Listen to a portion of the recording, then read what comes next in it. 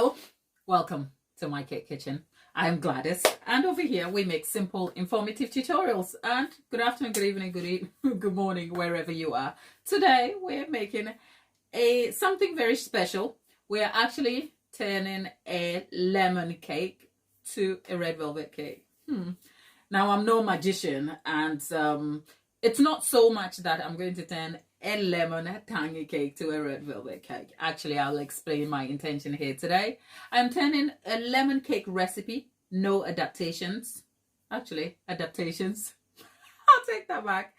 I'm turning a lemon cake recipe fully into a red velvet cake. The reason being, I am not going to be tweaking the lemon cake recipe in any way, except I am just going to make one substitute, which is that I am going to replace the lemon with coffee, and that's the only thing. And also, obviously, as red velvet, you'll add a bit of cocoa powder and a few cocoa powder and red coloring. The red coloring is not an exact staple. You have substitutions, but in this case I'm going to be using red coloring for the red velvet cake. So essentially the idea behind it is that to develop recipes you have to have some understanding of what you call ingredient ratios.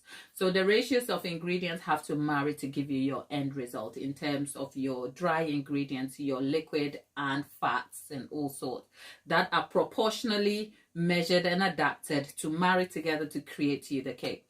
So as a result, if you have a simple understanding of the ratios of ingredients, you can pick one cake recipe and make small adaptation for great result for a whole complete different cake.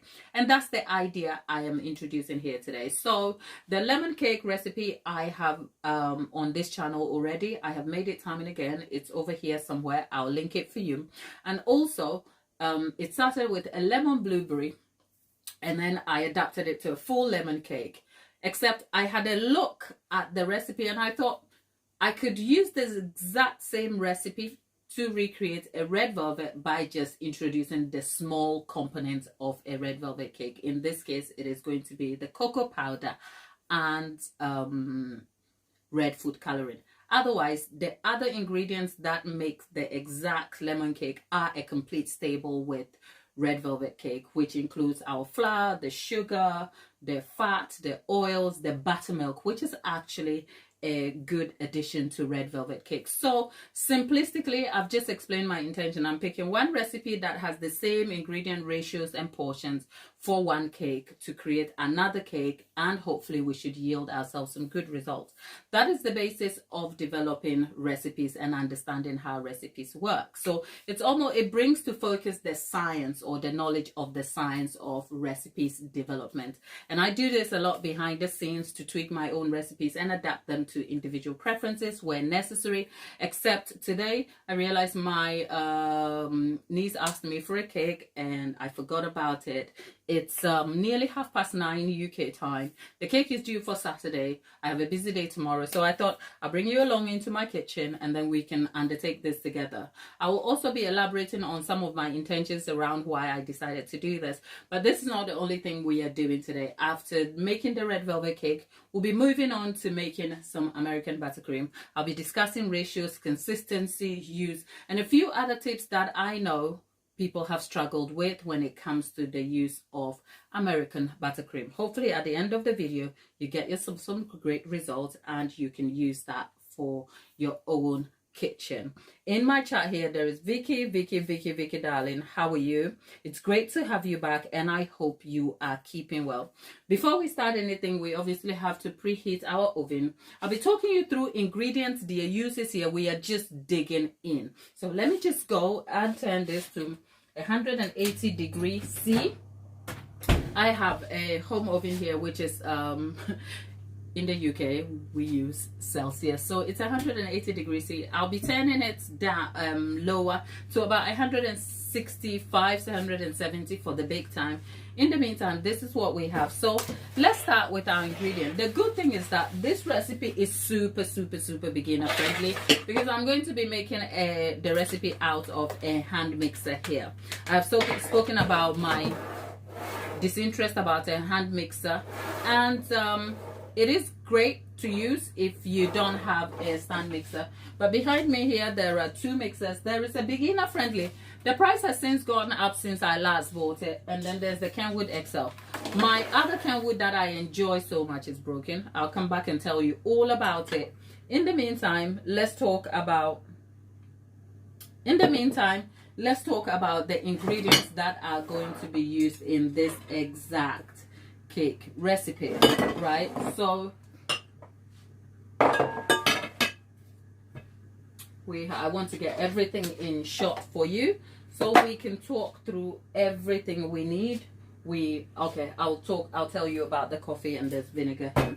All right, so the lemon cake recipe uses the reverse creaming method. So let's talk through the ingredient first, the intention behind them, how they affect my results, and then I'll move to telling you about the method that I will be employing. So over here, I have myself some room temperature butter, except it's hard. I just cut them from frozen a little bit, and they are still hard. So I will be softening that in the microwave, but that's about 120 grams of butter here.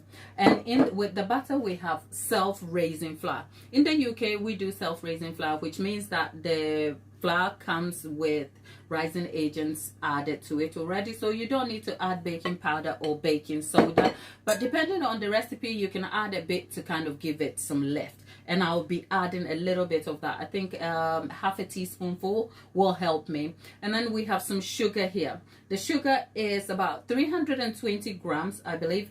We have 385 grams. Look, I try to remember the exact recipe quantities just so that they are useful for you if you're watching and you want to take notes.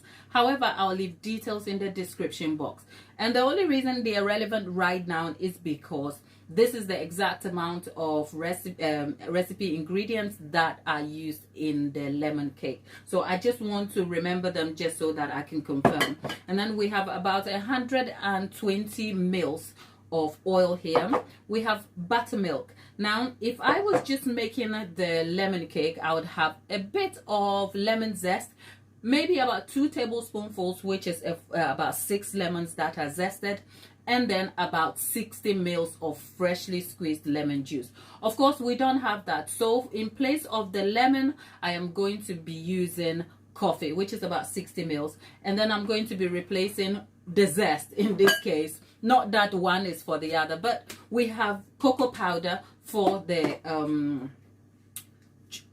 red velvet cake, and then I have some red food coloring. So let's talk method and ingredients, how they marry here.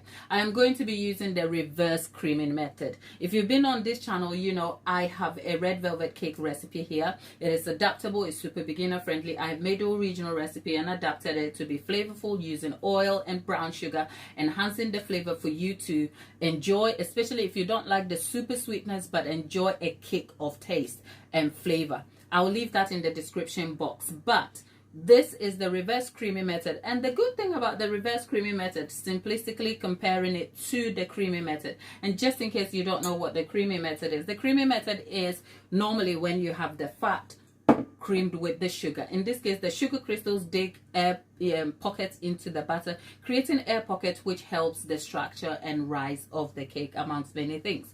That is the simplistic way of explaining that. But the reverse creaming does the opposite by actually introducing the fat into the flour. And what that does is that it coats the flour with the fat, slowing down the production of gluten, which means that air pockets are considerably reduced, whilst also creating a very stable and steady structure, which is super delicate and velvety. Depending on the recipe from which you derive the cake, you could have a slightly dense cake, but it is super nice with a great mouthfeel. When I derived that for the lemon cake, smash hit. You want to try that. So I just want to almost employ the properties of that to bring to the red velvet. And I think as I've thought through this recipe, I realized that this recipe has similarities with one of the most recommended recipes on YouTube, which is Divas Can Cook. Now I'll give her credit because 10 years ago when I started baking, I was looking for a red velvet cake recipe, and hers was great. I have since moved on, but her recipe continues to be recommended on YouTube. So credit to her for that amazing red velvet cake recipe. So whilst this has similarities to that, it's not the exact one, and I hope you understand that. So adding the fat to, oh, Living Sarah, hi there, loving Sarah, good night. Are you going to bed now? All right, you go to bed and I'll catch you sometime, darling. Take care. So we're going to be mixing the fat into the flour, and the use of buttermilk here is going to add a tangy kick to the red velvet cake, which is a staple because it brings some sort of acid tangy flavor to your red velvet, but actually has the job of also tenderizing and slowing down gluten, which means that you have a very tender crumb to your bake. Now, oil here. Why am I using oil and fat together? You could choose oil altogether, you could melt your butter, and you could actually use fat altogether without the oil. Why am I using half and half? I'm using half and half simply because I want to bring some flavor from the batter to the cake, whilst also employing the properties that oil brings. Oil adds to the texture, adds moisture, and tenderizes the cake. And because oil doesn't set like butter would, at room temperature you have a more delicate, moist looking cake crumb. So I am employing that to bring all of the goodness of the oil, but also almost using the flavor of butter to enhance the texture and overall crumb and taste of the cake. Now I have some cocoa powder. Now people almost say red velvet is a chocolate cake that has a hint of coloring in it. That's not true. They're completely two different things. A good red velvet cake should give you a small note of chocolate somewhere, but not intense.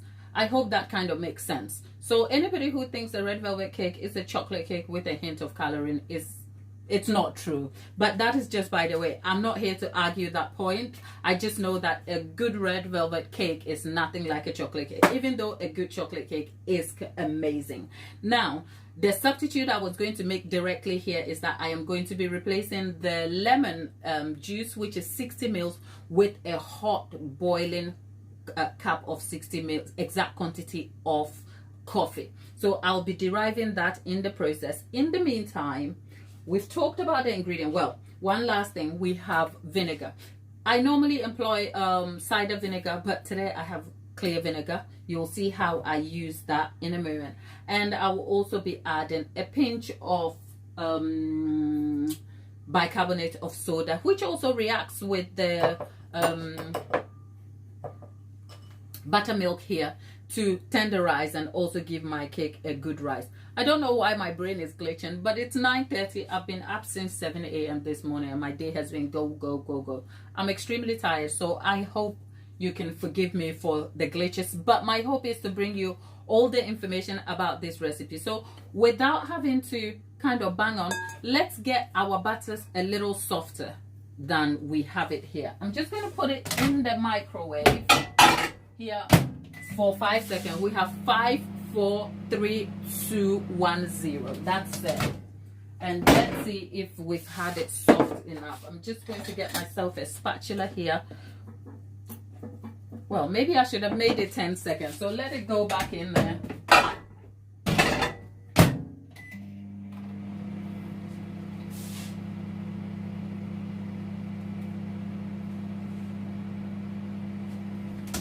Okay. I got it now. Exactly how I want it. Right, there we go. Vicky, thank you. Vicky is in the chat and Vicky is helping with keeping the chat going. Oh, I can't believe this. Oh, wow.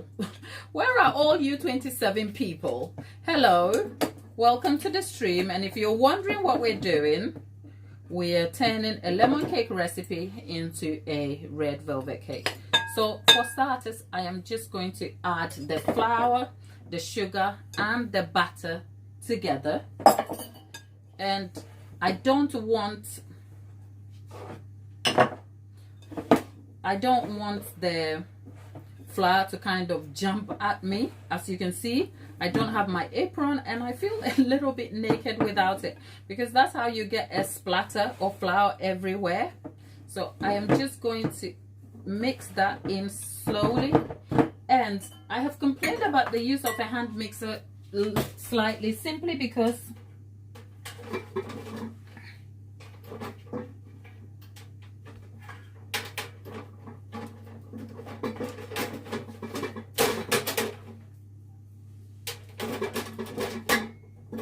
okay, now that we have our butter and dry ingredients mixed with the sugar in here, I am just going to slowly just mix it. And what you're looking for is for everything to come together and look like a sandy consistency.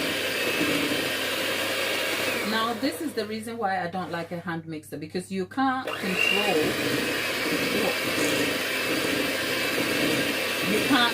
it at all.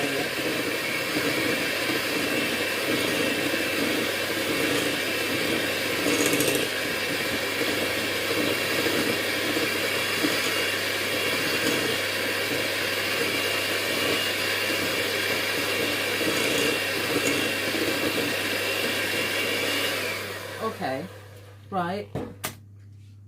Maybe it would have been a good thing to do this in the beginner friendly stand mixer, but hey, I wanted you to see the results of this, so I'm not mad about what I've done here. But what we're looking at here is a rather sandy consistency, if you see what I mean. It's super sandy. So what I'm going to do next is I'm going to add the oil.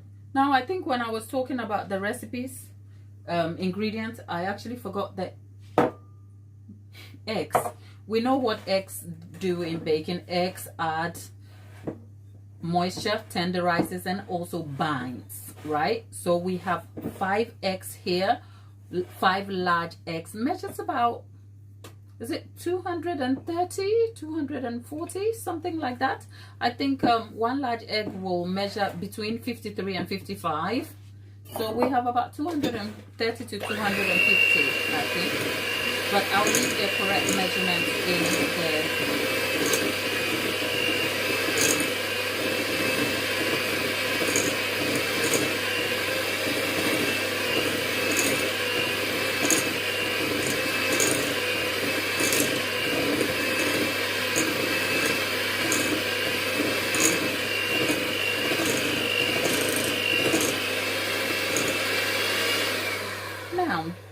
what we are looking at here is like a pie crusty like consistency. It's very sandy, and that's because the oil has kind of coated everything. So we have a rather sandy texture here, which I will leave to the side for a minute whilst we mix the other ingredients together. Now the first ingredient we have to consider here is the eggs. Right, so I'm going to get the eggs in first, and I'm going to mix that with the buttermilk.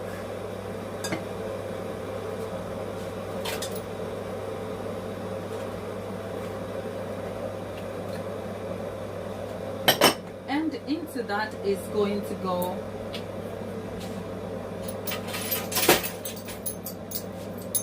a tablespoonful of vinegar. Now with all of that, I am going to just heat the egg.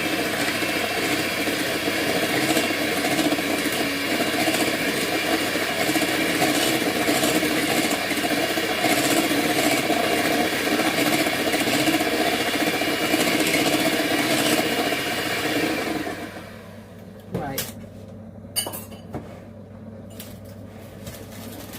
Before I do anything, I am going to measure the 60 mils of hot coffee, because that should come really handy.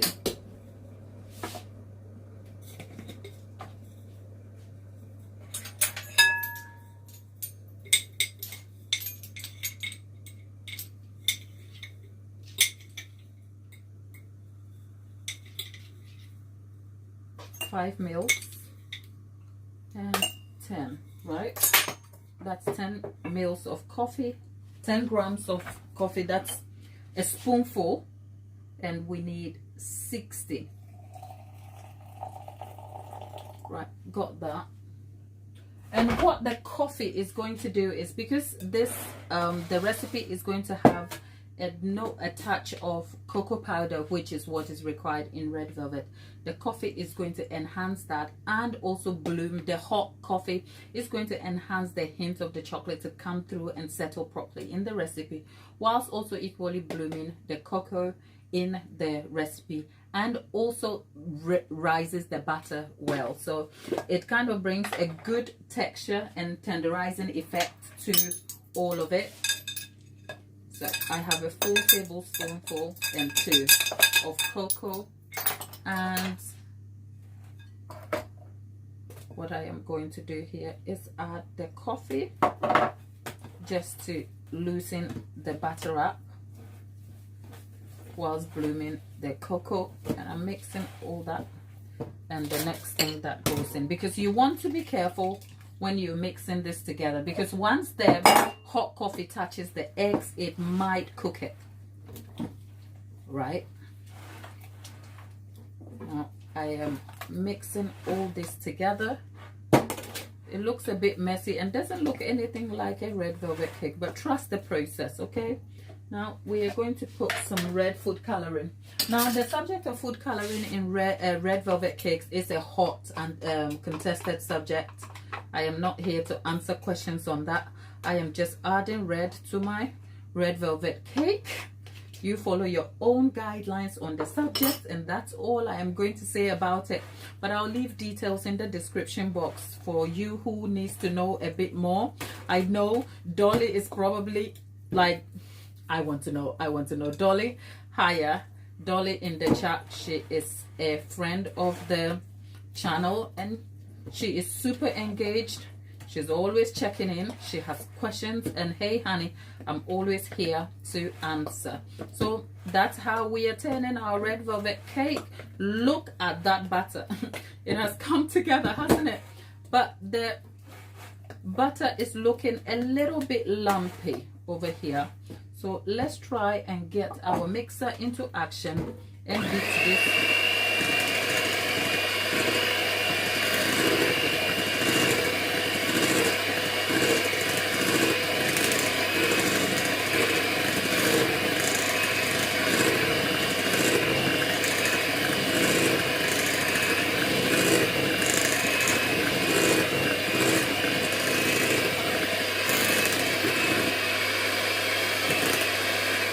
Believe me when I say trust the process, because girl, if you see, look, okay, if you see the butter is giving. Can you see? The butter is giving red. But you know what? We are not done yet. We have to remember, this whole thing is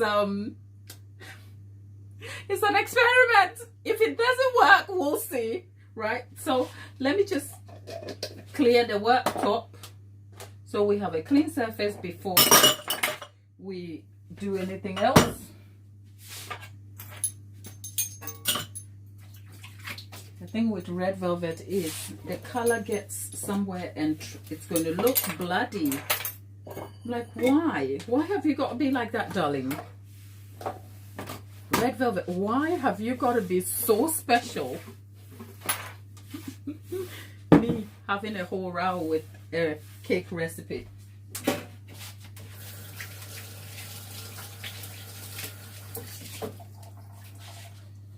Right. Did I mention that we needed soda bicarbonate? Yes, I did actually, didn't I? So let's add half a teaspoonful of soda bicarb in there, and that's it. Because we already have self-raising flour to use in here, I don't want to add any more than we need. And that's our butter. It's a good recipe though, isn't it?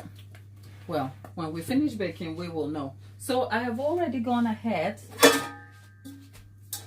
and lined my pan. You can see I lined it with a small baking parchment, a round baking parchment, and I've also floured in there, just extra guarantee so I don't have the cake sticking in there. And as a result, we are going to split this into two 8-inch tins.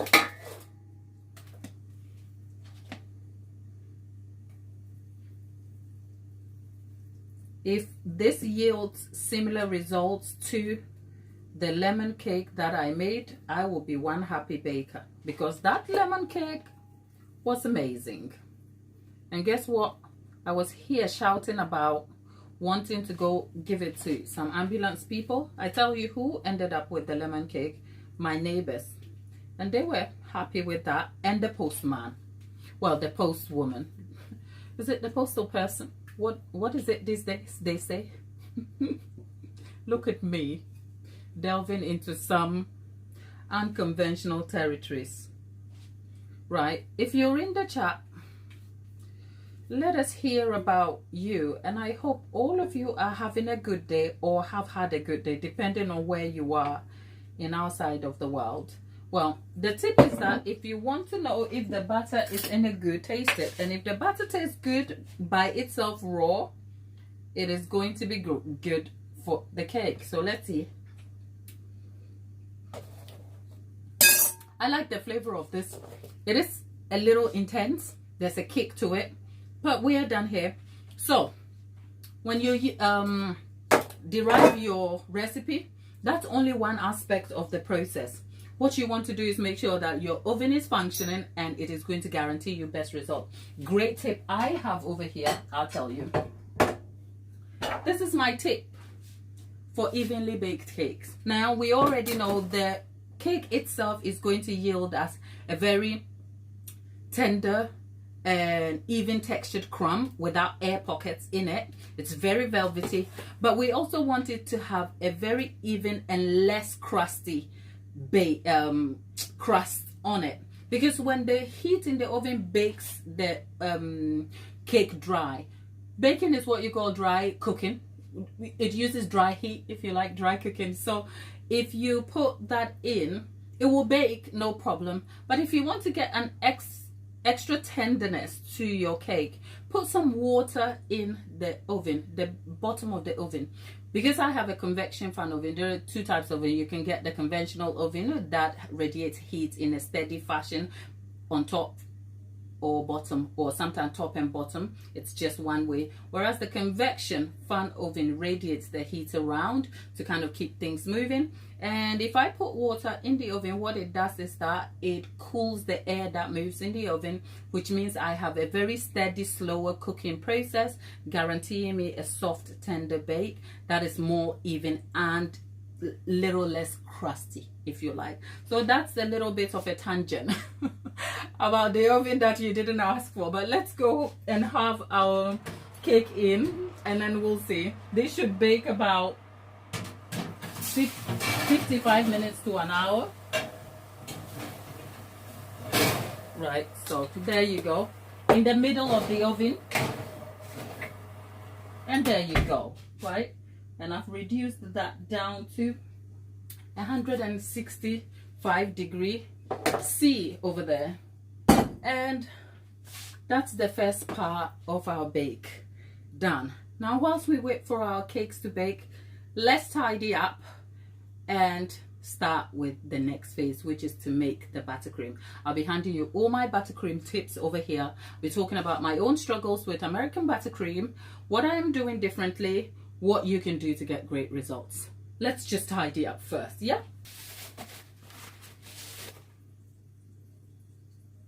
There are 67 people. Oh, whilst we're at it, let's make sure we can keep an eye on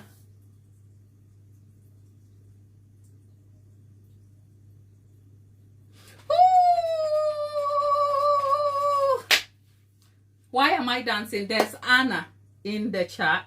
She said, I wanted to let you know the cakes for my birthday turned out great. Wow, Anna. Thank you. Do you want to tell us more about it? Tell us more about it, because you know what? I answer a lot of cake questions, and in my mind, I'm like, Anna, I'm trying to think. Were you in the chat? Did I answer a cake question for you, or you are a customer I made a cake for. At this point, I couldn't tell you. Okay, Anna, tell us a bit about your cake experience with that. Did you get some assistance here? And did I answer your cake questions? Did I hand you tips? What was it? Tell us all about it. Let's share it. And let's encourage a few other people also. Yesterday, I was answering some more cake questions. And hopefully, this will be segments I can clip together to kind of give you some insight about things you can do to improve your own baking experience or cake making experience. But Anna, thanks for coming back to share this with us. Now, let's talk American buttercream. American buttercream does get a lot of slack because American buttercream is super sweet, it's gritty, it's not great, and all the things you can say about American buttercream. But I can tell you this for nothing. American buttercream is super beginner friendly, and if you understand how to put your ingredients together, honey, you will get some great results. So today I'm going to tell you my journey with American buttercream, what I do differently, and hopefully when we derive this recipe, we'll be back here tomorrow morning to put the cake together and to use this cake, this buttercream with this cake, so you can get to see the results. That is the essence and the objective of these live videos, to kind of empower you with information that you can see in real time, that they are useful for your process. Okay, so let's go back to Anna. Oh yes, Anna, you're the pastry chef that had a milestone birthday, and you had all these cakes to make, and you came and you told us about it. And I remember saying, I told you that you're a chef, a pastry chef. I don't think I'm worried about you at all, but I know you're going to smash it, and you did. Yep, I do now. Anna, happy birthday again. I hope you had an incredible birthday. And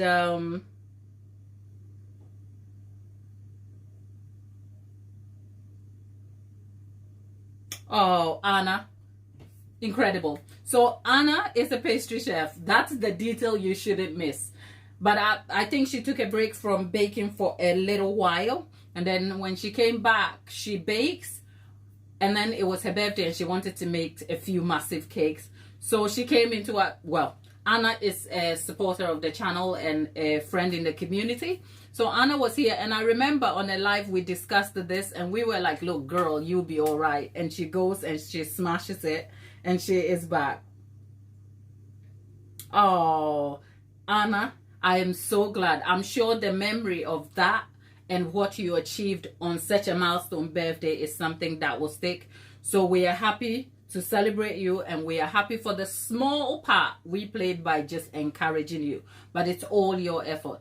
Now, to you who is in the chat, let's get back to American buttercream. There's a question in the chat asking, how do you make American buttercream less sweet? Well, you couldn't exactly make American buttercream less sweet by comparing it to other forms of buttercream that are innately less sweet. Like, for instance, your Swiss meringue buttercream or Italian meringue buttercream, or other forms of buttercream that do not utilize the amount of sugar that is required in American buttercream. But you can reduce the overwhelming sweetness by balancing the ratios of sugar to butter. So I will say this again to the lots of you at the back. There is no one single recipe for American buttercream. You have to determine your goal. You have to determine who you are making the buttercream for, what purpose you're deriving the buttercream, and use. If you put the customer at the center of it, customer preferences will determine how you can tweak some of the recipe to match other expectations and preferences. Having said that the subject of tweaking recipes to meet specific preferences falls into a super custom niche.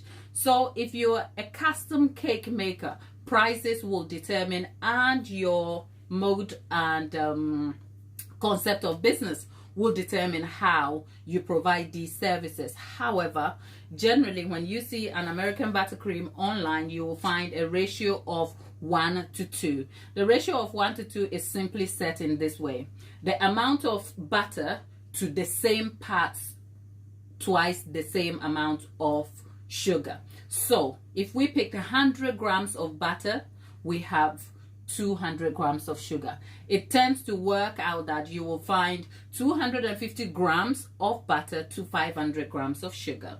And that is about the common ratio you will find.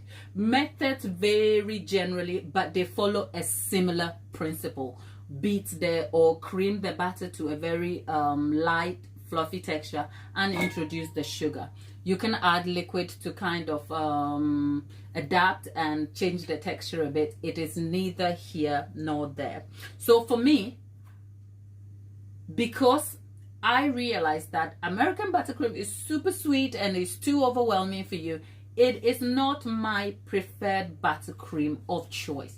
If I had a cake to eat, or I had a cake to make for my customer who wants a great tasting cake that is not overwhelmingly sweet, it will never be American buttercream. But American buttercream has its place.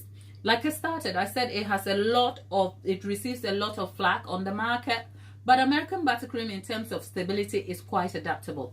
That is, we're not talking hot, scorching, tropical 40-degree heat, but you can adapt it slightly so that it maintains stability against other buttercreams like your French buttercream, which are not stable at all. Other stable buttercream like your Ermine will not give you a cleanly polished look to your cake. So you have to almost pick your battles depending on what your needs are. Today I'm picking American buttercream because I am trying to derive this for a piping technique and I need it to hold form. As a result, I need the buttercream to be steady, not too sweet, so I'm not going for the 1:2 ratio, but I don't want it too soft, because in the past on this channel I have made American buttercream and I have used the 1:1 ratio, which is same parts of sugar to same parts of butter, which means you have a balanced ratio of ingredients used here. Except today I'm using the ratio of 1:5, which is I am using exactly the quantities of 175 1 to 175. So there is 375 grams of butter to 500 grams of sugar. So the sugar is only 25 grams, is it 125 grams more than the butter, which is, if you divide it, I think a quarter. Look, I'm no mathematician. Those of you in the comment section, if you're mathematicians, work this out for me. There's 375 to 500. So I believe that should be a ratio of 1 to 1.25. Is that correct? If I'm wrong, I'm a baker, not a mathematician. But let's move on to the other aspects of deriving American buttercream that may yield you better results. Because the quantity of sugar is always going to play a part in the sweetness and mouthfeel, another way you can reduce the mouthfeel, the sweetness, is to introduce salt, which cancels out a bit of the sugar and maintains a complex taste and balance to the sweetness. You can use unsalted butter, which means the quantity of butter here can be replaced with parts of salted butter, except different brands of butter use different amounts of salt in the butter, which means that you lose control of the use of butter and you're likely to end up with amount of salt that can be overwhelming to the buttercream. So having tried a few, I have decided that I am using unsalted butter, but I'll be introducing a pinch of salt in the recipe. Because of the ratios of use here, I don't necessarily need to add any liquid to adjust the consistency of the buttercream. By so doing, this recipe should be able to cover a cake nicely and should be able to pipe the small details on the cake whilst holding it form. Naturally, I have Swiss meringue buttercream that's going to fill into the cake, but this cake buttercream recipe should be enough to fill into a cake as well. So with another thing also that American buttercream does come under a lot of concern for is consistency and texture. How do you derive a very clean, polished cake with buttercream that tends to be susceptible to feeling of grittiness on it? Now, back again to the subject of you have to pick your battles. There are other things that are innate with a specific recipe, and it's the same for this American buttercream. American buttercream utilizes icing sugar. Icing sugar by nature can be a bit gritty depending on the anti-caking ingredient that is put in the icing sugar to kind of stop it from caking, right? So the best, to a very large extent, there are factors you can control to enhance better outcomes and factors you cannot control, and you have to pick your battles, and you have to understand your process and technique to address some of the issues. I have seen recipes online where the issue of gritty feeling has been addressed by introducing liquid to melt down the sugar completely, which means it's made it soluble, and then it's mixed into the batter and whipped back up. It's a long process that I guess has some meaning to it and yields great results, but for a beginner you already have a lot of problems to overcome without having to turn yourself into a scientist in your kitchen. So a simple way you can stop or control or manage the amount of grits is to ensure that your icing sugar is made up of 97% of cane sugar with only 3% of cornstarch, which is the anti-caking ingredient.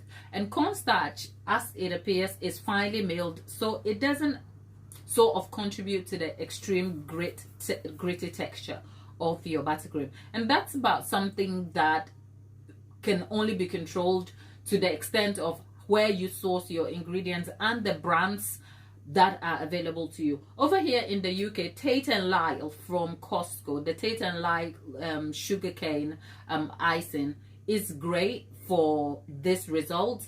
It's not super gritty, but your icing sugar from Lidl, as in Lidl UK, is also amazing. There are other bakers that have recommended other brands. Each person to their own. I have used the Lidl brand forever and it yields me great results, but that is also simply because I do not innately make American buttercream. I make Swiss meringue buttercream, so the gritty issue is not a concern for me usually. But for you, making American buttercream, especially having tried a few recipes around and techniques, if you have access to your Lidl icing sugar, if you have no idea what that looks like, here is a box to Lidl icing sugar. Lidl are not sponsoring this video, by the way.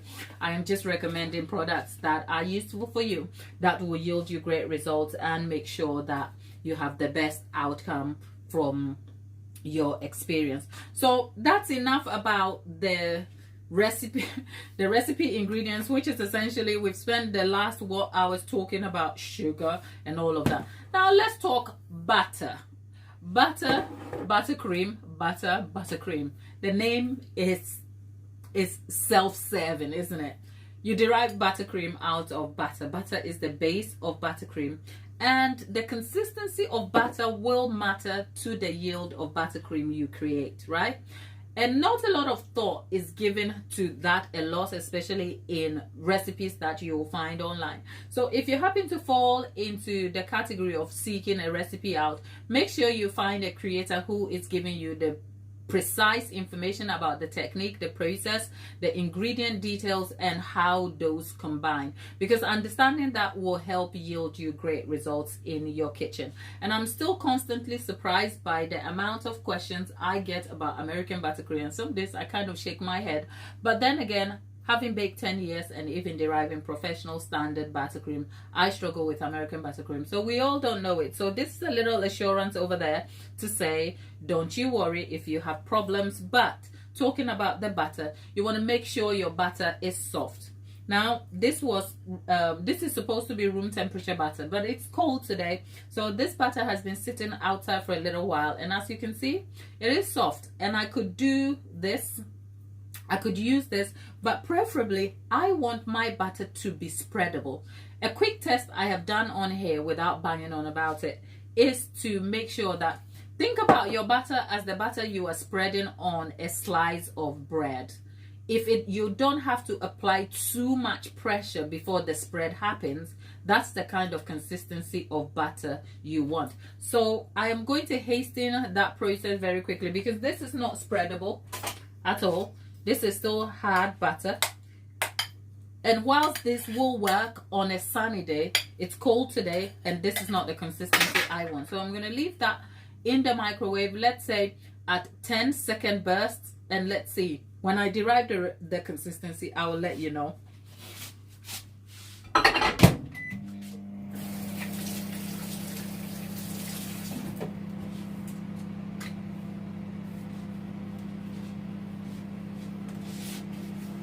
Now there is Nengi, Loving Dean, the God machine. Oh, you were asking me a question, Dean. I am so sorry. I am making a red velvet cake, which is baking, and we are also making some buttercream. Look, I nearly melted the butter, but this is the consistency I actually want, which is right. Okay, so in real time, this is the consistency of butter. But you know what? Being slightly distracted means I was going to risk melting the butter. So it's runny. So you want to make sure that you don't have an oily film as I have here. Because if you have this, you're going to have some problems making your buttercream. Perhaps with a bit of experience, hindsight, on my side, I'm going to manage this in real time for you to see. But you want to make sure you avoid over melting your butter, which then loses the body and structure of the fat that you need to mix with your sugar. So to start with, that's the consistency of butter you need. A little less spreadable, a little less than I have here. This has melted, and that's really being honest with you. So I'm going to get my big mixer out.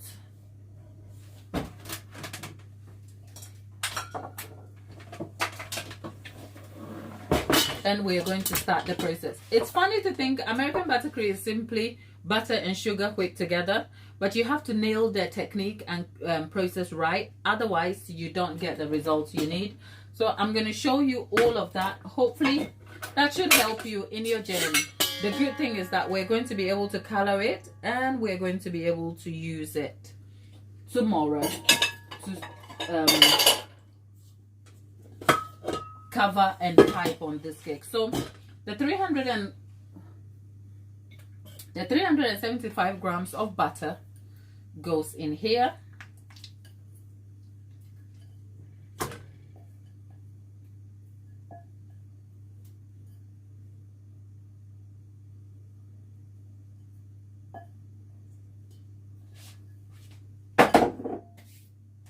Have I told you that I've had a long day and I'm exhausted? I've actually, right, there that goes. And so with our butter in, I am going to be starting with the whisk attachment. Now you'll find that some recipes or creators will recommend the use of a paddle attachment. It's neither here nor there, as long as you understand the intention for what you are doing. I'm using a balloon whisk attachment here simply because I want to whip some air into the butter quickly enough to change the consistency, volume, and appearance of the butter, and change the form of the butter altogether, which should be okay for me before I can put the sugar in it.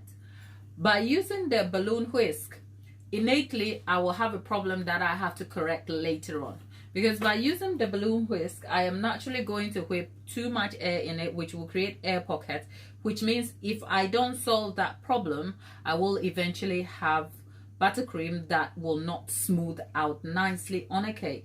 So if I start with the balloon whisk, down the line when I swap to a paddle attachment, which you will see, there will be a moment where I will have to leave the buttercream once it's done to cream at a very slow temperature for up to about 10 minutes, just so that it can take out the air bubbles.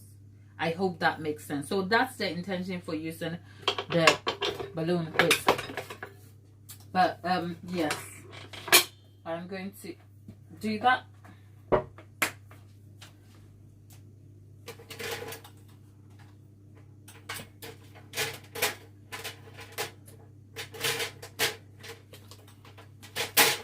Right, now this is going to mix on high for 4 minutes. It's exactly 14 past 10. I'm going to turn this on for 4 minutes. The 4 minutes means it's going to be so noisy. I'm not going to be able to talk to you. If you have questions, leave them in the chat. Nengi will keep you engaged over there. If you see me in the background, I'll probably use that noisy time to tidy up real quick, and then we'll come back and continue it. But I'd like to hear about your questions and your cake issues, and if you want me to help you solve some recipe issues, happy to do that for you. In the meantime, I'm just going to go quiet, because once this starts going, it's going to be so loud, it's going to be hard to talk to you over that noise. Okay, thanks for your patience. Now let's go cream the batter for 4 minutes, and then we'll be back.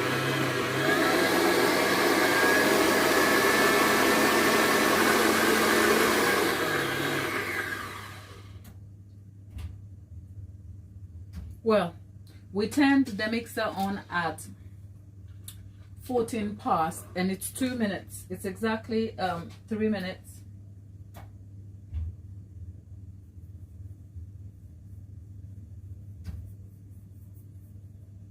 Oh, Mimi, thank you. Mimi, thank you. Well, you go to bed. These videos will still be out here, and I also have the ability to clip them into short, precise versions for you to see the recipe. So check back in later on the main channel for more content on that. But have a good evening. So whilst we're there, we've been creaming this for 3 minutes, and the consistency is fine. We've gone from the yellow looking butter to a white, or I won't say white, it's off-white looking butter here. What I am going to do is, you just need to make sure you know when. I thought 4 minutes will do, but at 3 minutes I think we're good, because if I cream this anymore, what I'll be doing is I might risk breaking the structure of fat, which will not hold well, which means it will yield me a floppy sort of buttercream, and I don't want that. I want my buttercream to be steady. So I have to stop here, and that is because innately I over melted the butter. So you have to be very visually attuned to some of the changes, and this is what we're looking for. This is the consistency of butter we are looking for.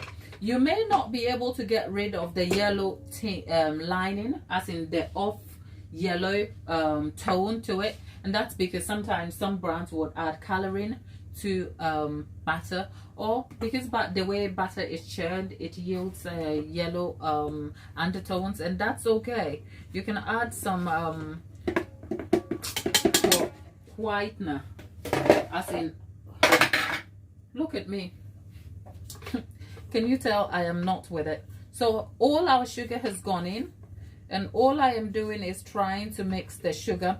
And by the way, one last tip for the sugar: you make sure that you sift your sugar so you have even particles, that doesn't have like lumps in it, because lumps will definitely not help to give you any great results. Yeah,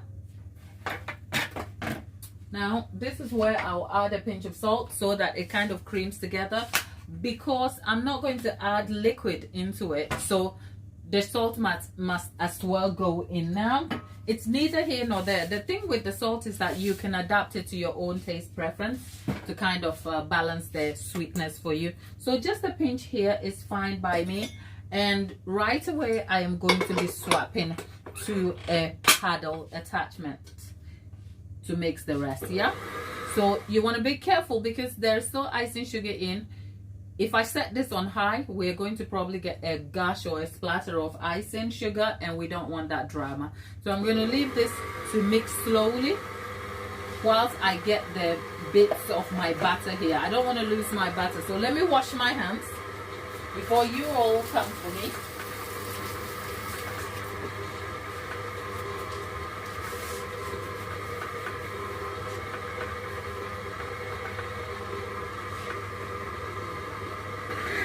Okay, so now our butter is mixed into the sugar. So what I'm going to do is I'm going to increase the speed a little bit, and then it will start creaming.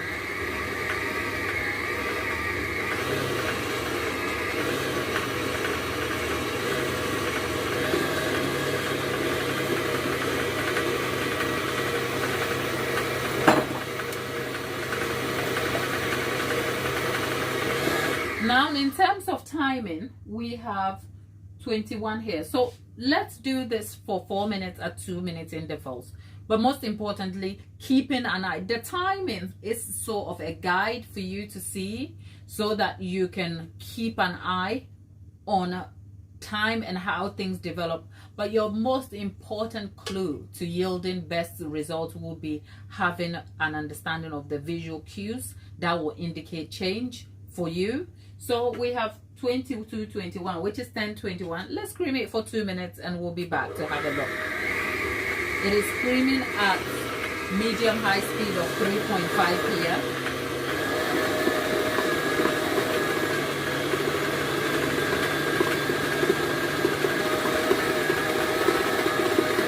Actually, it's 2.5, not 3.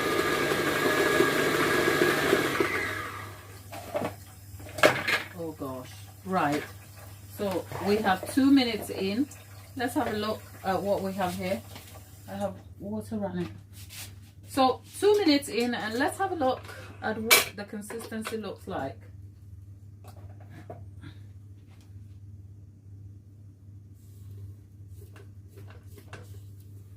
Now we have a firm looking buttercream here.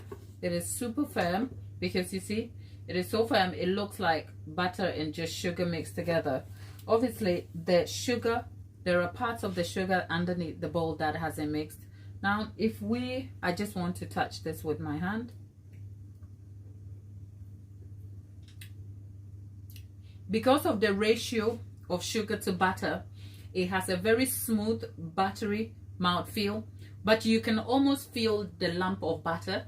What you want to do is cream it to the point where when it touches your tongue, you can almost feel the butter, but it doesn't last, it disappears. You don't have like, it doesn't feel like you're having butter, a lump of butter on your slice of bread. I hope you know what I mean. So that is what you are actually looking for. Let me just wash my hands and then we can leave this to cream on and then we can talk about this some more.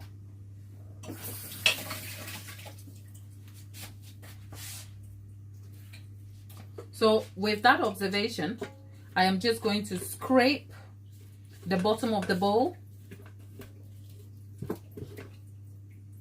right, so that the sugar mixes all together.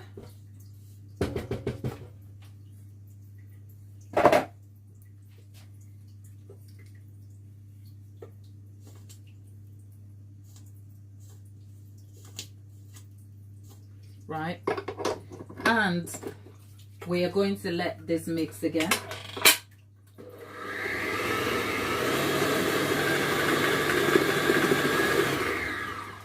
Another 2 minutes in, and let's see what we've got here.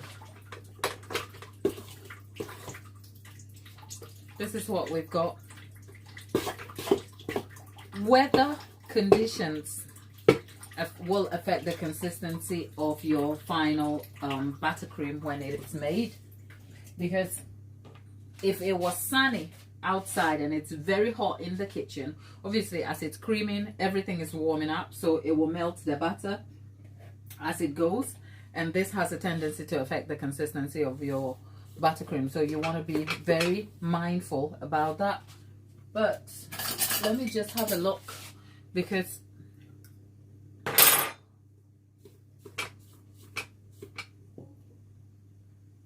I think this is smooth enough. I can cover a cake in this. It is a bit sweet because it's still 125 grams of sugar more than the butter. So I can almost feel the sweet aftertaste of the buttercream, but that's not a bad thing. I can at this point add a bit more salt if I wanted to, or just leave it as that. And since it's going to be covering a red velvet cake, I'll add a touch of salt, but these are for young people who might just appreciate the sugar. The sweetness of the buttercream to a cake and the overall mouthfeel and tasting experience is very, very subjective to each individual. Some people like sweet cakes and others don't like it overly sweet. Whoever is getting a cake from me just has the extra choice, which is sort of a privilege or a choice in their purchasing ability to discuss taste profile and preferences. So that is an addition. But otherwise, 4-5 minutes in of creaming, and we've derived ourselves the buttercream we want.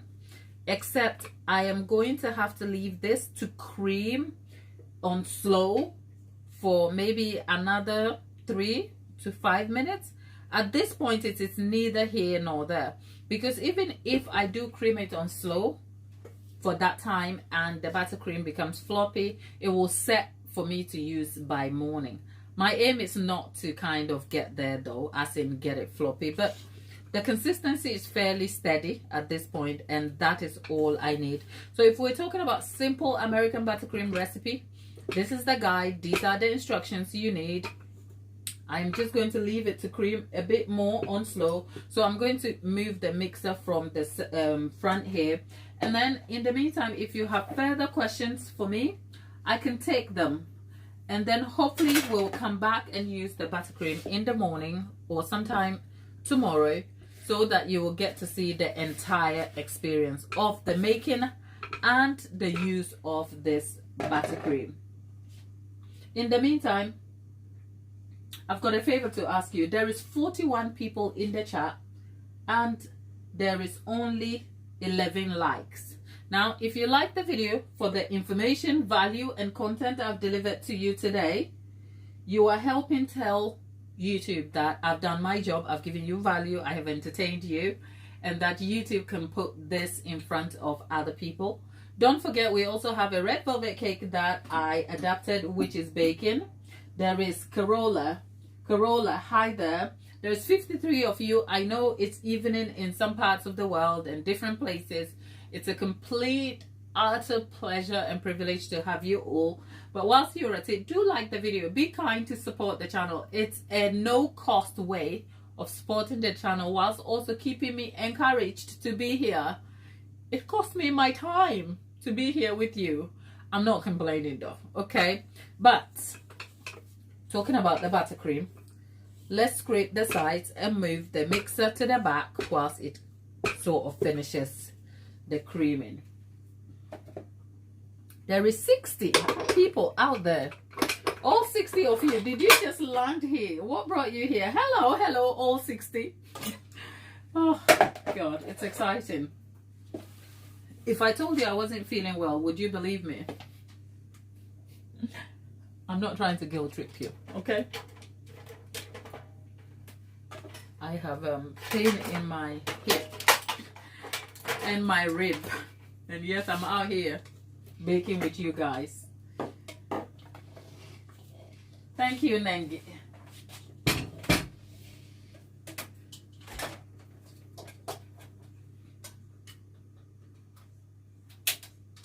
So to put this back on a slow, we have it at speed number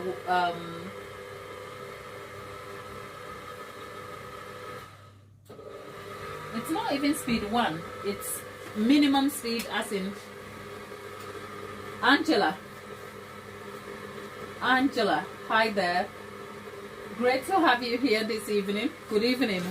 Where are you and where are you joining us from? Oh, Nanki, don't worry. We'll be all right. It's been a thing for a few days now, and yeah, I'm sure it will be all right. That is if I can rest up and follow. Okay, our buttercream is creamy now. Our cake has about, is it 20 minutes to go, and we will be there. And Anna, Sharon, and all of you. Corolla, Anna, thank you. Sharon, Shelton, Sharon, hi. Anna, thank you. Corolla, hello. Hello, all of you in the chat, thank you. Thank you for taking your time to stop with me. It's a pleasure, and I don't take it for granted that you're here with me, all right? In the meantime, could you consider liking the video? Just, if you don't know where the like button is, you're watching this on a screen, right? Whether you're watching on mobile or tablet. You should see a thumbs up, a screen. Well, you're looking at me on the screen. So the top right of the screen has 3 dots. If you press on the dot, it should bring you the thumbs up button. And there's a thumbs down. Oh, okay.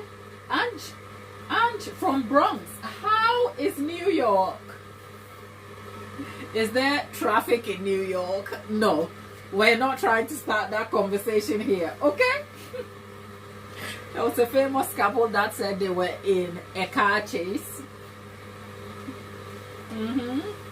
I'm just laughing. Okay? I cannot believe what the time is. Oh, and Sharon. Sharon, you're from India. Oh, Sharon, welcome to the channel. Can you see I'm splattered in flour? Is it me? Because I can see myself on the screen and I'm covered in flour, but I can't see it here. Oh, okay, I can see now. Can you see? It's a mess. Anyway, it's alright. I'll wash my clothes. Oh, Sharon from India, Ange from Bronx, Anna over here. Anna, fancy spilling on your birthday celebration. Who ate the cake? How many people did you have to invite? You must have invited lots of people with that much cake to eat, okay? So we want to hear all about you and your birthday shenanigans. Do you fancy telling us about it?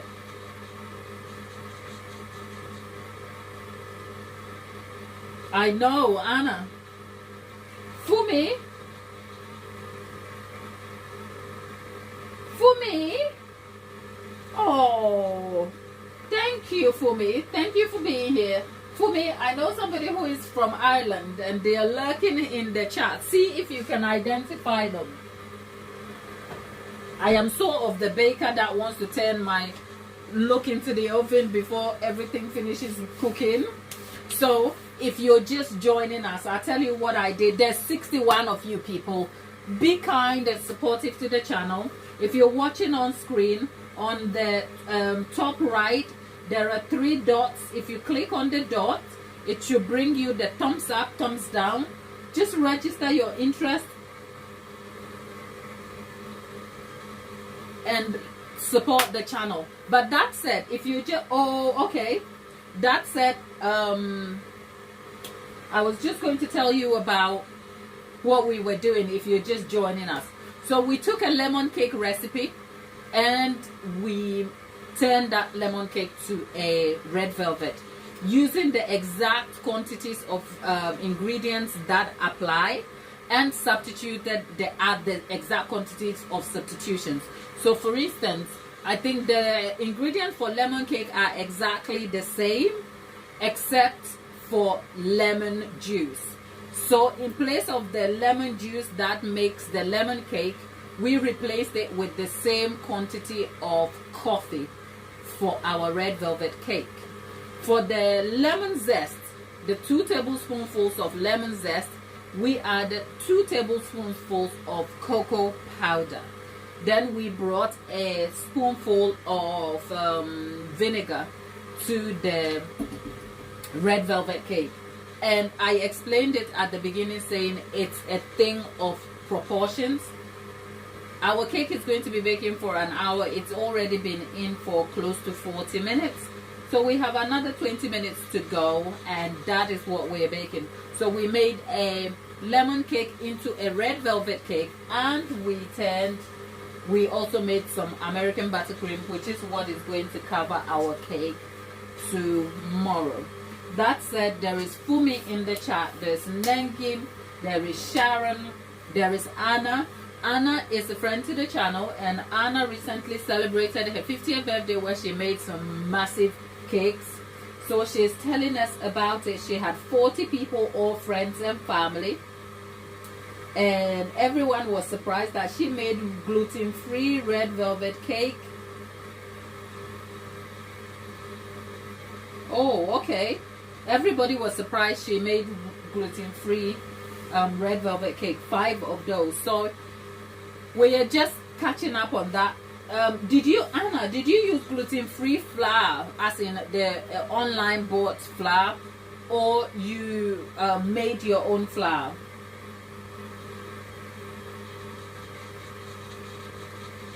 It must have been so taxing.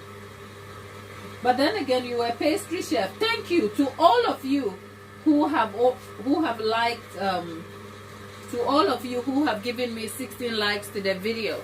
Thank you. 16 likes is almost like less than a third of you, because there's 55 people in the chat now. So let's get the likes to, let's say, 20, and that is almost like a third. Maybe my math is not correct. Ignore me, okay?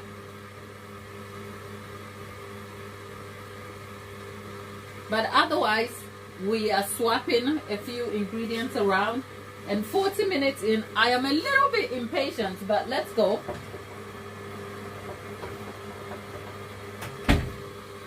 People, I think our cake is baked. Okay. This is where we'll find out.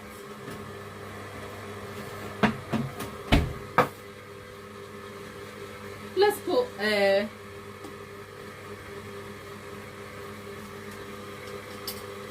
toothpick. It's clean! It's clean!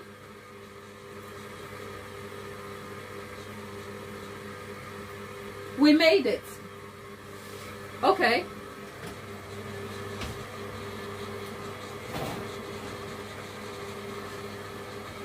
Right. So let's have a look at the time again.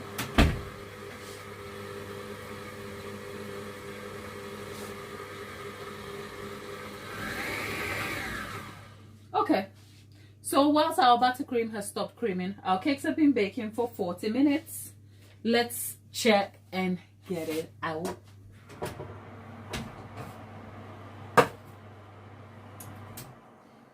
I promise you, this is the quickest and simplest red velvet cake recipe I have derived, and I'm already loving the look of it. First of all, let's have a look at the appearance. Can you see what I see? Can you see? Can you see what I see? Right. Now, remember, I did bang on about what method I am using, why I am deriving those methods.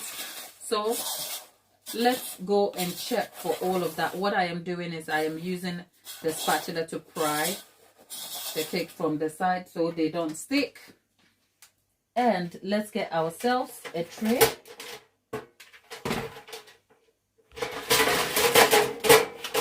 And invert these and see if we did it. Okay, 3, 2, 1. There you go.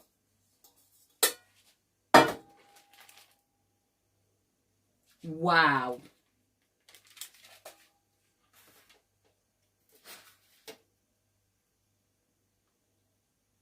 You will not understand the tender crumb that I feel here. It's super tender.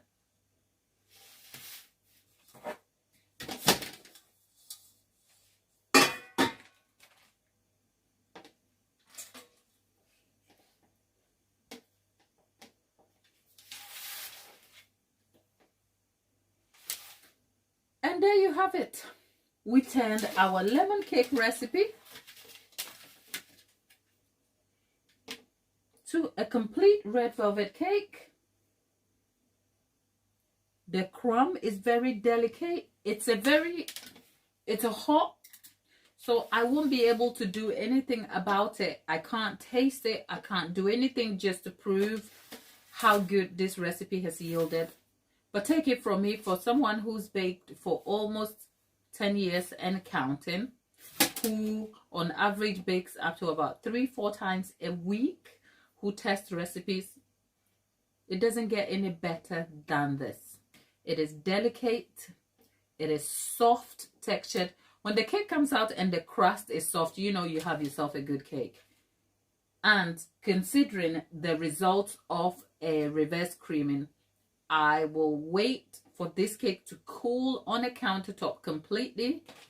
The good thing is that we are going to be carving this into a heart-shaped cake. So there will be a good amount of exposure to the crumb, and what it is presented as for results, and we'll get to see that. So stick around. If you haven't already, do consider subscribing to the channel. There are 70 people out there in the chat.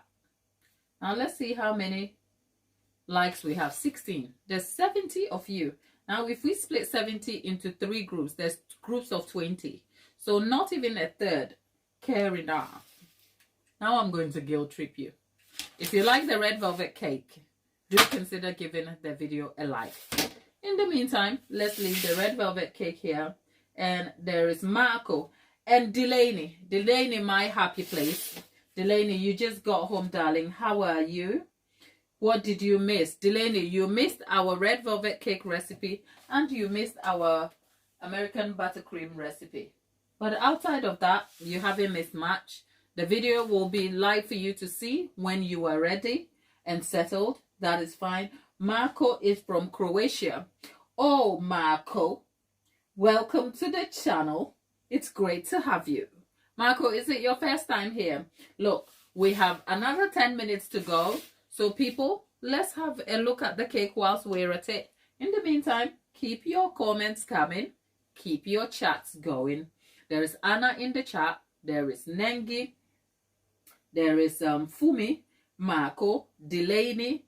All of you up in the chat there. Thank you for spending your day with me. At least a little bit of your day. It's been a long day for me. Do you notice? But yeah, pleasure to be here. Really, really great pleasure to be here today. And I am so happy that our cake is baked. So anybody tells you a red velvet is a chocolate cake with a hint of coloring, tell them that's a lie. Tell them I said that's a lie. Anna, can you vouch for that? That is not true. Now I am so yearning to see the crust of this cake because the lemon cake was so good.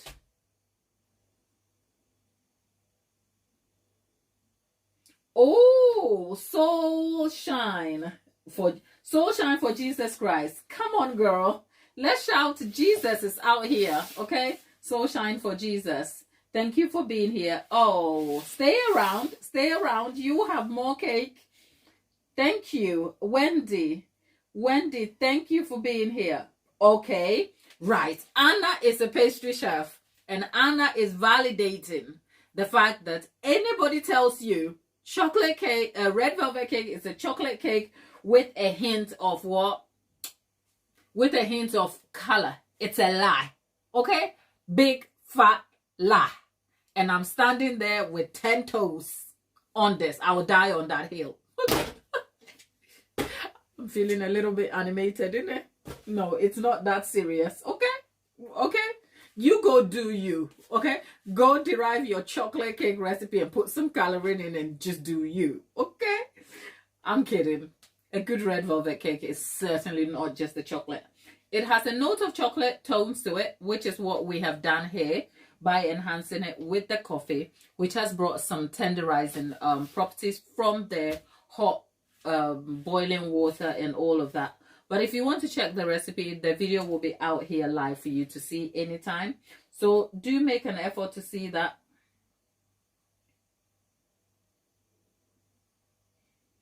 Fumi, yes, look. Oh yeah, Fumi. It's distinct cake of its own, and it's, yeah, for those of you who love a chocolate cake, a red velvet cake, you know what we're talking about. It's not a chocolate cake. You have to almost get the amount of chocolate just right that the note sits when you bite into the cake, and it adds complexity to the cake. But here's an unpopular opinion. Red velvet cake is overrated. Now I just lost half of you in the chat, okay? But hello, Alessandro. Alessandro, thank you. Where do you subscribe, honey? I think you can subscribe by, let's tell Avril, where do you subscribe? I think when you click, if you're watching me on your screen, the screen, if it's mobile, right? If you click on the name, as in the name, and then you go to, it will bring, if you click on the name, it will minimize the tab, the watch tab, and then you will see my home screen, which is where the details are. And then subscribe is right in the middle. You should be able to see that. Okay, and whilst you're at it, still on this watch screen, if the three dots, if you click on the dots, there should be the thumbs up, thumbs down button. So just hit the thumbs up just so that YouTube knows you've been here. So there's Alejandro. Thank you for the encouragement that I never have to walk alone. Avril, join the community here. We love you. And for those of you who love the red velvet cake and you want the recipe, actually, here's the trick. I will leave it in the description box. I also update recipe details in the community post. So if you can't be bothered to watch the entire video to see the recipe, or click the description box, check the community post, and I will update that in there with all the full information. But then again, if you can't wait for all of that, this is a lemon cake recipe that I made small substitutions. So it's if you squint, it's an exact recipe for a lemon cake that I recreated into a red velvet cake. So for me, I'll leave the details in the description box at the end of the session. Sometimes it can take up to 24 hours for me to update the session. It's almost 11 p.m. And when the live is done, I have to set my kitchen, reset everything before morning. So I say that to say the update might come a little bit later. With that said, all of you in the chat, thank you. I'm seeing some new people here. Avril, thank you for being here with me today. And for all of you in there, like I said, if you didn't hear me, red velvet cake is overrated. But whilst we're at it, look, let me not knock it. Perhaps I say that with the experience of knowing that I am a baker and I can bake the cake that I want and like, right? So, no, your preferences and choices are completely valid, and that's fine if you like a red velvet cake. But if you're in the chat, what is your best cake? What is your preferred cake to eat? You know what? These days, I'm a little bit of a cake whore, if you like. I don't like too much cake, but these days I have developed a good taste for. At the moment in time, my loyalties lie with lemon cake. Okay. Okay, Wendy is asking. Okay, Wendy, can I tell you? Right. I am filling this cake with curd flavored Swiss meringue buttercream. So it's a Swiss meringue buttercream that has a touch of lemon curd to give it the kick of tanginess that you get with cream cheese, but with extra creamy mouthfeel, and doesn't have the instability that comes with cream cheese. Because cream cheese, Wendy, where are you? Are you in the UK or US? Because that will matter. In the UK, we are limited in the kind of cheese we can get, cream cheese. In the US, you guys do get the block style cream cheese that you cream like butter. Over here, we are blessed with sloppy Philadelphia. Okay, Wendy, do you know what I'm saying? The sloppy Philadelphia, that just goes on you. Okay? Right? So, so I don't like cream cheese. And besides the sloppy Philadelphia, we also have the disadvantage of having to follow strictly the food safety guidelines, in that cream cheese has to stay out for only up to 4 hours, after which it is not food safe anymore to eat.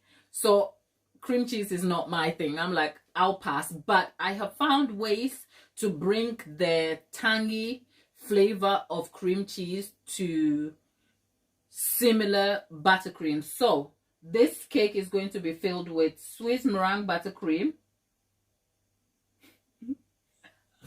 My dear Stephen, you never know who you are offending on the internet. Steve, believe me when I say I wasn't looking to offend your sloppy Philadelphia.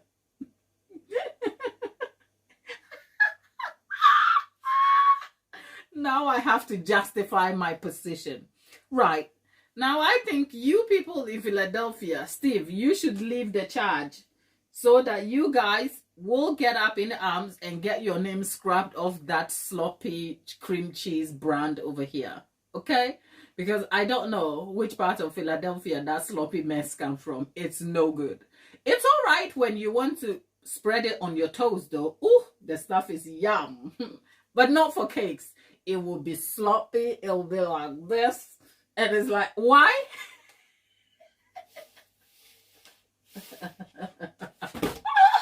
That's a lot of drama for Philadelphia cheese. But Steve, I didn't mean any offense to all of you in Philadelphia. I think Wendy can relate to the struggle of cream cheese. And Wendy, if we can agree, with all the sloppiness and the drama that comes with that cream cheese, it's not even that tangy. It's not. It's, I want, bring some flavor and zesty tangy. It's not. So no. So Wendy, to answer your question, we're filling this cake with curd flavored Swiss meringue buttercream, which becomes a cream cheese adjacent without the cream cheese. Okay? But it has a tangy mouthfeel. And yeah. And then we are going to be covering it with American buttercream, right? Yeah. Steve, I knew you weren't that offended. I was just playing with you. Because I suppose you did understand, but I was just playing with you. And thanks for the compliment, by the way. And Wendy, yes, I guess, Wendy, you can agree. So we have cream cheese problems in the UK, my dear. What can we do? We just have to, you know what? Our little island here has good and bad, you know? When I think about cake ingredients, and sometimes the sort of, like, for instance, cake flour. Bleached cake flour is banned in the UK, and the cake flour you will find in the UK is the unbleached. It's still processed, but you are just better off getting the premium type of self-raising flour. And that's because, for health reasons, European Union guidelines, food safety guidelines, will not allow us to have like bleached things because of the chemicals that are used for bleaching and the process itself. I'm thinking the American people still have that mess though. I'm not looking to offend you people. I'm just like, why have we got this problem here and you people haven't? But it's neither here nor there, each to their own. So we made a red velvet cake. We derived some buttercream that is here that we will be using. If you haven't already liked the video, do like the video before we leave, and do please check back in tomorrow to see us put this. Oh wow, the cake is so delicate, my people. Look, it has baked so flat and it's so tender. Look at that cake. When I tell you, this is a 2-layered, I cannot believe it.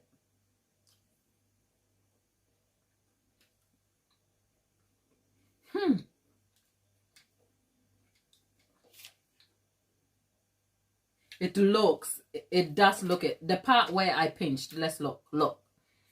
It looks super moist, and it's not too sweet because the amount of sugar that I used was very less.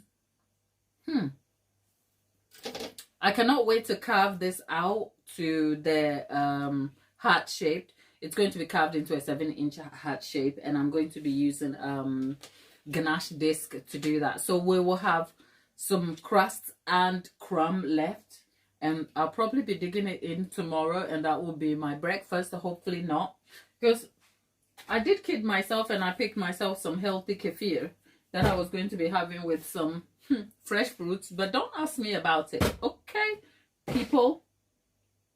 I would keep entertaining you, but it's 11 p.m. UK time. Check back in tomorrow when we put this cake together.